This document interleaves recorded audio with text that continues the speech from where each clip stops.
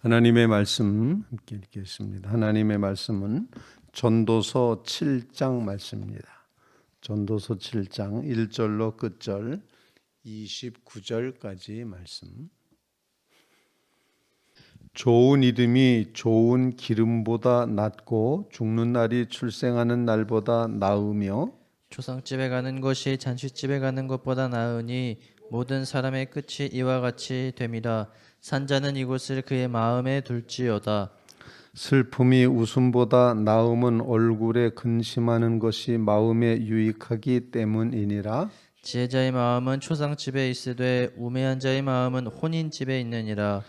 지혜로운 자의 책망을 듣는 것이 우매한 자들의 노래를 듣는 것보다 나으니라. 우매한 자들의 웃음소리는 솔 밑에 갇힌 나무 타는 소리 같으니 이것도 헛되니라.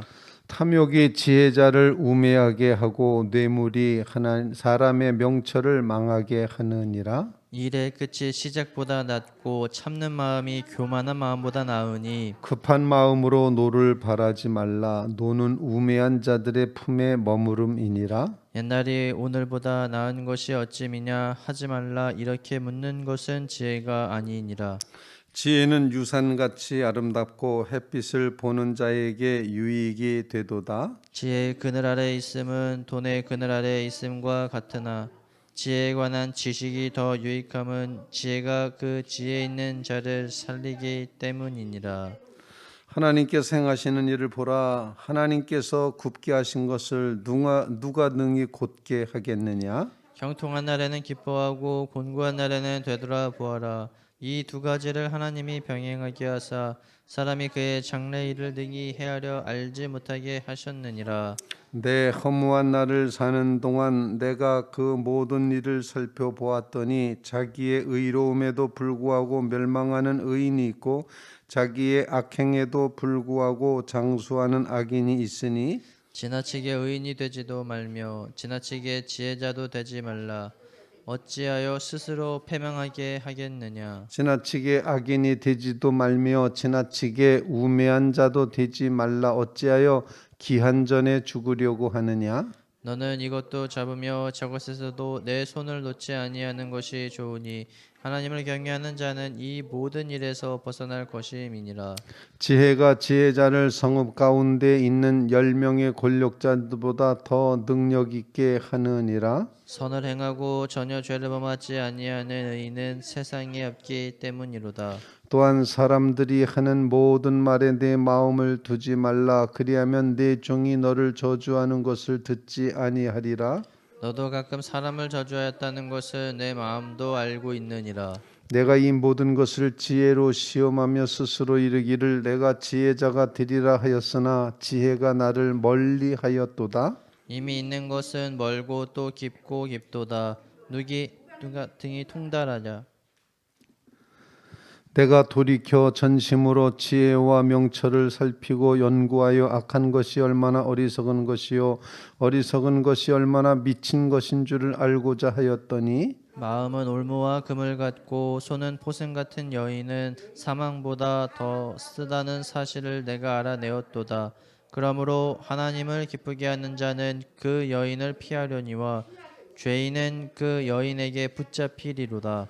전도자가 이르되 보라 내가 낱낱이 살펴 그 이치를 연구하여 이것을 깨달았노라. 내 마음이 계속 찾아보았으나 아직도 찾지 못한 것이 이것이라. 천 사람 가운데서 한 사람을 내가 찾았으나 이 모든 사람들 중에서 여자는 한 사람도 찾지 다 못하였느니라. 같이 내가 깨달은 것은 오직 이것이라. 곧 하나님은 사람을 정직하게 지으셨으나 사람이 많은 꾀들을 낸 것이니라. 아멘. 살아계신 하나님의 말씀입니다. 해 아래 것이 다 허무하다라는 그런 이제 깨달음을 가지고 1장부터 6장까지 전도서는 헛되고 헛되니 모든 것이 헛되다 이렇게 이제 결론을 지었습니다. 7장부터의 뒷부분 12장까지의 내용 속에서는 해 아래의 삶과 반대되는 해 위의 삶이 그럼 어떤 것일까를 우리에게 일깨워 주기 위해서 이제 지혜자가 전도서를 기록을 해가고 있습니다. 오늘 본문 말씀에도 그와 같은 사실들을 알려주고 있습니다. 먼저 첫 번째로 나는 지혜자의 마음, 그 마음을 가져야 된다라고 이렇게 이제 표현을 합니다.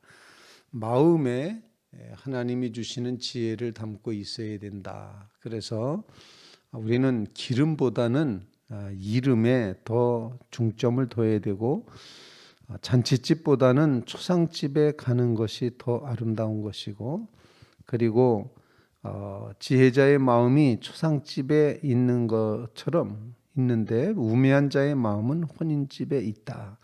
이렇게 표현을 하면서 지혜로운 사람과 우매한 사람, 그리고 교만한 사람과 겸손한 사람, 이런 표현을 하면서 11절 말씀에 지혜는 유산같이 아름답고 햇빛을 보는 자에게 유익이 되도다. 지혜의 그늘 아래 있음이 돈의 그늘 아래 있음과 같으나 지혜에 관한 지식이 더 유익함은 지혜가 그 지혜 있는 자를 살리기 때문이라. 이렇게 말씀을 하고 있습니다. 그래서 우리의 마음 가운데 이제 마음을 어떻게 먹느냐라는 것이 굉장히 중요한데, 마음에 하나님 생각하는 지혜를 두라. 이렇게 이제 표현을 하는 것입니다. 그래서 그 다음 구절 13절 말씀, 하나님께서 행하시는 일을 보라. 하나님께서 굽게 하신 것을 누가 곧게 하겠느냐. 하나님이 하시는 일, 그것을 깨닫는 이 지혜를 가지고 이 세상에 살아갈 때 그 마음이 지혜로운 자의 마음이 되어서 초상집과 잔치집 선택할 때 내 마음은 초상집에 가 있어야 되는 거구나. 또 교만과 겸손이 서로 이렇게 마음이 나뉘어질 때 우리는 겸손한 자리에 있어야 되는 것이구나. 그리고 재물이라는 것보다 그게 기름으로 표현되어 있거든요. 기름보다는 명예라고 할 수 있어요. 하나님 앞에 아름다운 이름인 그 이름을 더 귀히 여겨야 된다. 이렇게 가르쳐 줍니다. 좋은 이름이 좋은 기름보다 낫고, 1절에 그렇게 표현합니다. 이와 같이 하나님께서 또 귀히 여기시는 것을 깨닫는 지혜의 마음을 우리는 가져야 된다. 이것이 해 위의 삶의, 해 아래의 삶의 허무함이 아니라 해 위의 삶의 근거가 되어야 된다. 가르쳐 주시는 겁니다. 그러므로 하나님 생각을 우리 마음속에 간직함으로써 하나님이 원하시는 쪽에 지혜를 가지고 우리의 마음을 거기에 두게 하옵소서. 그래서 1절로부터 14절까지의 말씀 속에는 이 마음에 하나님을 의지하는 지혜를 둘 것을 요청하고 있다는 것입니다. 마음이라는 단어도 여러 번 표현이 되고 있습니다. 그래서 근심하는 자의 마음, 이것을 그의 마음에 둘지라. 지혜자의 마음, 지혜로운 사람, 계속해서 급한 마음, 교만한 마음, 이런 이제 마음의 이야기를 계속하면서 하나님께서 주시는 지혜의 마음을 우리가 담게 해 주시옵소서. 마음에 담아가는 그런 삶을 갖게 하여 주시옵소서. 이런 간구를 하나님 앞에 올릴 수 있기를 간절히 바랍니다. 하나님께서 주시는 지혜가 우리의 마음에 담기는 역사가 해 위의 삶이라는 것 기억하게 해 주시옵소서. 그러므로 우리의 마음에 주시는 하나님의 지혜를 꼭 담고 사는, 그래서 그 지혜가 오늘 본문 11절 말씀처럼 유산같이 아름답게 하시고 햇빛을 보는 것 같이 유익되게 해 주시옵소서. 그래서 그것이 지혜 있는 자를 그 지혜가 더 유익하다는 것이 왜 그런 거 아니? 지혜 있는 자를 살리기 때문이라. 우리를 살리시는 하나님 주시는 지혜의 마음 간직하게 도와주시옵소서. 해 위의 삶이 하나님 주시는 지혜를 마음에 담고 가는 것임을 기억해 하옵소서. 간절히 간구하는 믿음의 성도들 되시기를 주님의 이름으로 부탁을 드립니다. 두 번째 기도 제목입니다. 두 번째 기도 제목은 오늘 본문 말씀은 모든 일에 있어서 지나치지 말라 이렇게 표현을 합니다. 네 번씩이나 반복해서 지나치지 말라 이렇게 표현합니다. 16절 말씀, 지나치게 의인 되지도 말고 지나치게 지혜자도 되지 말라, 지나치게 악인도 되지 말고 지나치게 우매한 자도 되지 말라 그렇게 말하면서 18절 말씀, 너는 이것도 잡으며 저것에서도 내 손을 놓지 아니하는 것이 좋으니 하나님을 경외하는 자는 이 모든 일에서 벗어날 것임이니라. 지나치지 말라 이렇게 이제 표현을 하고 있습니다. 이제 정말 하나를 붙잡되 그 붙잡아야 되는 것이 무엇인고 하니 18절 말씀에 넌 이것도 잡고 저것에게 내 손을 놓지 아니하는 것이 좋으니 그 다른 것을 이것을 잡았으면 다른 것도 놓치지 않는 것이 좋다. 그래서 하나님을 경외하는 사람은 극단을 피하게 된다. 벗어나게 된다. 양쪽에 어느 쪽으로 치우치지 않는다. 이렇게 가르쳐주고 있습니다. 아주 쉬운 말로 표현하면은 하나님을 경외하는 것이 참된 중도파다. 이렇게 가르쳐주는 거죠. 하나님을 경외하는 것이, 하나님을 두려워하는 것이 극단을 피하게 하는 방법이다. 양극단을 피하면서 오직 하나님만을 경외하는 자리에 서게 해 주시옵소서. 마치 여호수아가 설교했던 것처럼 여호수아에게 모세가 이야기했던 것처럼 너는 좌로나 우로나 치우치지 말라. 오직 하나님의 말씀을 중심에서 살아가라. 좌로나 우로나 치우치지 말라. 하나님을 경외하는 것이 참된 극단을 피하는 방법이다. 우리의 믿음이 하나님만 의지하고 하나님만을 바라다 보면서 지나치지 않는, 치우치지 않는 극단을 피하게 되는 그런 삶을 살게 해 주시옵소서. 그런 간구를 주님 앞에 올릴 수 있기를 간절히 바랍니다. 극단을 피하면서 살아야 된다.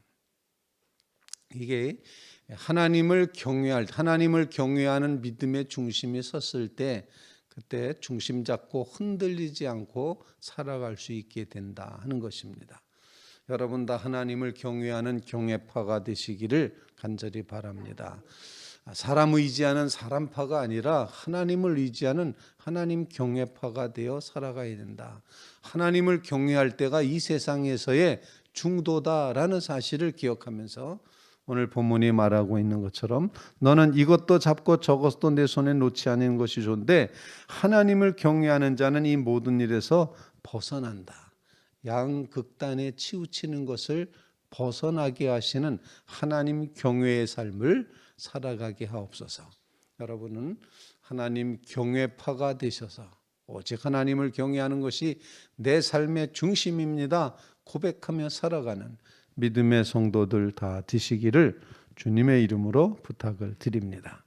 세 번째 기도 제목입니다. 오늘 본문 말씀을 읽다 보면은 뭔가 깊은 깨달음을 주는데 그것은 곧 해 위의 삶은 하나님을 이제 믿고 의지하고 경외하는 중도파일 뿐만 아니라 해 위에서 살아가는 삶의 모습은 모든 교만을 떨쳐버리고 우리 인간이 얼마나 연약한 존재인지, 우리 인간이 얼마나 타락했고 죄성이고 부패한 존재인지를 깊이 깨달아 아는 겸손의 삶이 되어야 된다. 이 사실을 뒷부분에서 가르쳐주고 있습니다.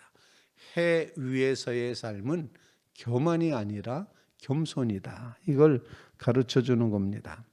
19절 말씀, 지혜가 지혜자를 성읍 가운데 있는 10명의 권력자들보다 더 능력 있게 한다. 20절, 선을 행하고 전혀 죄를 범하지 아니하는 의인은 세상에 없기 때문이다. 즉 누구나 다 죄짓고 있다 이런 얘기입니다. 그리고 21절, 또한 사람이 하는 모든 말에 내 마음을 두지 말라. 그리하면 내 종이 너를 저주하는 것을 듣지 아니하리라. 왜냐하면 22절, 너도 가끔 다른 사람 저주하지 않았냐? 그걸 네가 알아차려라. 이렇게 표현하면서 너도 죄인이었다. 너도 다른 사람을 욕했다. 너도 다른 사람에게 분노하였다. 이런 이제 표현을 하면서 인간의 죄성, 부패성 그 앞에 서서 우리는 나도 죄인이야. 나도 죄인일 수밖에 없는 그런 아주 전적인 타락한 존재야. 그러므로 교만할 수가 없어. 라고 하는 겸손한 마음을 꼭 가지고 살아가야지 된다는 것입니다. 그래서 마지막 29절에 내가 깨달은 것은 오직 이것이라 곧 하나님은 사람을 정직하게 겸손하게 제자로 지었는데 사람이 그만 지나쳐버렸다. 교만해졌다. 이렇게 사람이 많은 꾀를 내고 자기를 의지하고 자기 의를 주장하며 살아왔다. 이 사실을 강력하게 지적하면서 해 위에서의 삶은 인간의 죄성과 부패성을 깊이 깨닫고 하나님 앞에 겸손히 살아가야 될 것을 요청하고 있다는 것입니다. 그래서 세 번째 기도 제목 해 위의 삶. 아버지 인간의 죄성을 깨닫고 부패성을 깨닫고 나도 남을 저주했었고 남을 미워했었고 선을 행한다고 하면서도 악을 행했고 했던 이 모든 인간의 죄성을 기억하면서 하나님 앞에 겸손한 마음으로 서게 해 주시옵소서. 이런 간구를 주님 앞에 올려드리는 믿음의 성도들 꼭 되시기를 주님의 이름으로 부탁을 드립니다. 거룩하신 하나님, 우리의 마음에 하나님을 생각하는 지혜를 부어 주시옵소서. 이렇게 기도하시고 또 하나님을 경외하는 것이 이 땅의 양극단을 피하는 하나님의 방법인 것을 기억하면서 오직 하나님만 경외하는 해 위의 삶을 살게 해 주시옵소서. 인간은 누구나 다 연약하고 허물되고 죄인이라는 사실을 기억하면서 끝까지 겸손한 마음으로 하나님을 의지하는 해 위의 삶을 살게 해 주시옵소서. 간절히 간구하는 귀한 새벽 되시기를 주님의 이름으로 부탁을 드립니다.